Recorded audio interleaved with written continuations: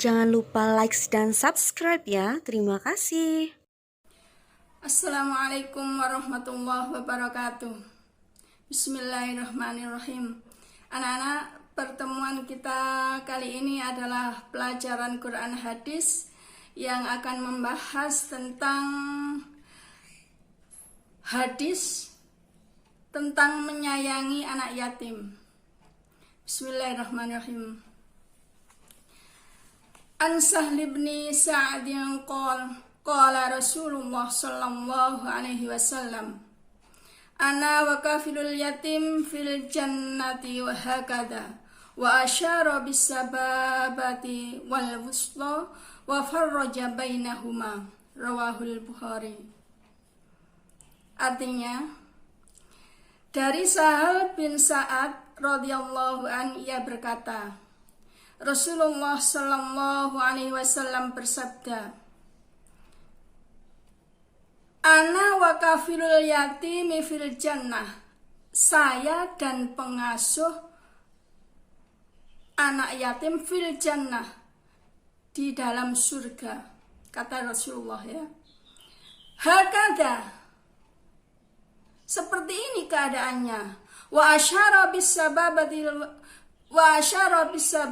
wal wusta, dan mengisyarahkan dengan jari telunjuk dan jari tengahnya. Rasulullah itu mengatakan, saya dan pengasuh anak yatim seperti ini keadaannya, dengan mengisyarahkan jari telunjuk dan jari tengah.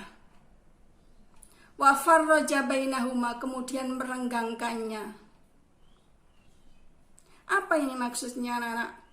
Maksudnya di sini bahwa Rasulullah dan pengasuh anak yatim besok itu anak-anak di akhirat masuk surga bersama-sama dan dekat sekali anak-anak, seperti dekatnya jari telunjuk dengan jari tengah.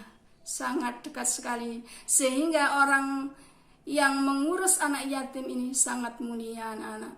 Itu kata Rasulullah. Anak-anak, apa yang dimaksud yatim itu? Yatim ialah anak yang belum balik ditinggal mati oleh ayahnya.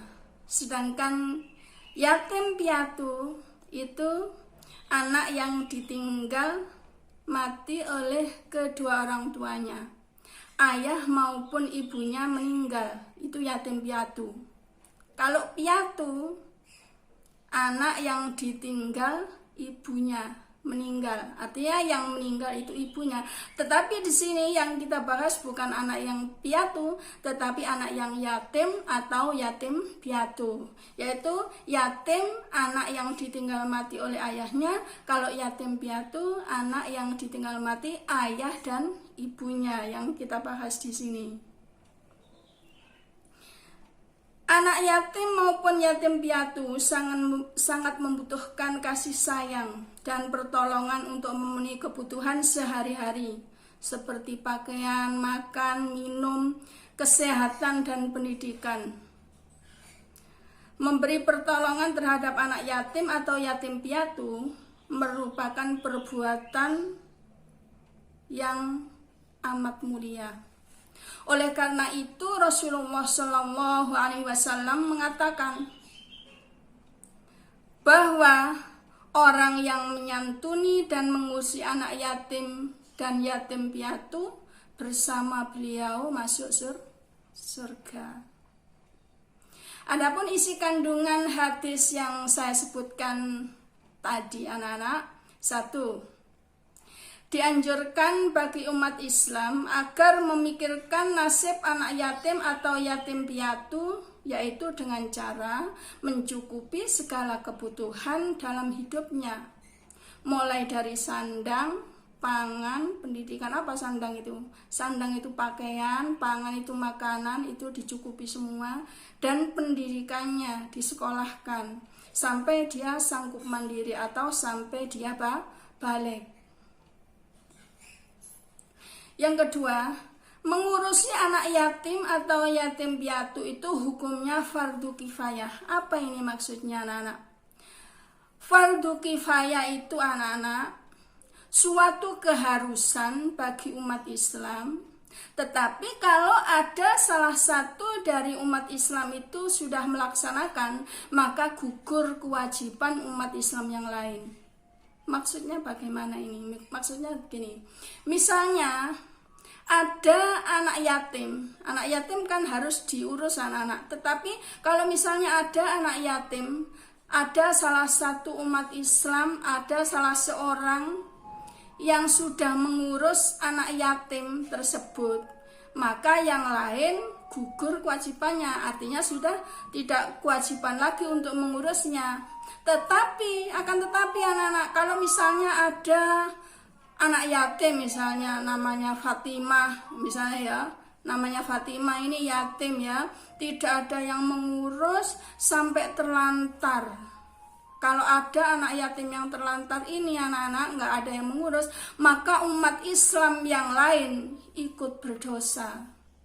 Itu adalah hukumnya fardu kifayah. Mengurus anak yatim itu hukumnya fardu kifayah. Jadi harus diurus, tapi kalau ada salah satu umat Islam, ada salah seorang yang sudah mengurus, maka yang lain itu gugur kewajibannya, artinya sudah tidak wajib lagi untuk mengurusnya. Itu namanya fardu kifayah. Yang ketiga, isi kandungan hadis yang ketiga, bagi orang yang mampu mengambil anak yatim atau yatim piatu dan dicukupi kebutuhannya, maka itulah sebaik-baik rumah. Jadi sebaik-baik rumah itu yang di dalamnya terdapat anak yatim, artinya yang punya, apabila ada rumah, dia di dalam orang yang penghuni rumah itu mengurus anak yatim, berarti rumah itulah yang dimaksud di situ sebaik-baik rumah yang di dalamnya terdapat anak yatim ya.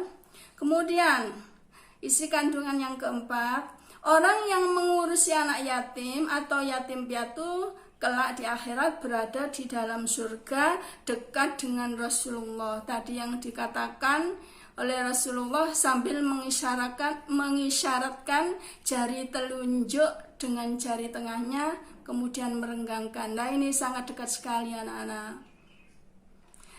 Sampai di sini dulu anak-anak pertemuan kita. Dan saya akhiri, wassalamualaikum warahmatullahi wabarakatuh.